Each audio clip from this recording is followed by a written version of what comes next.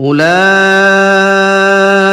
الذين حبطت أعمالهم في الدنيا والآخرة وما لهم من ناصرين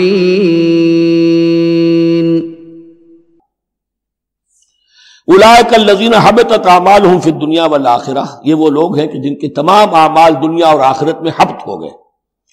قریش کو یہ زعم تھا کہ ہم خادم کعبہ ہیں اور ہمارے پاس جو ہے یہ لوگ آتے ہیں، حج کرتے ہیں، ہم ان کی دعوت کرتے ہیں، کھانا کھلاتے ہیں، پانی پلاتے ہیں، سقایا ہے، ہماری اتنی خدمتیں ہیں، اللہ تعالیٰ کے ہاں جو ہے ہمیں بہرحال ان خدمتوں کے حساب میں ہم بخش دیا جائے گا۔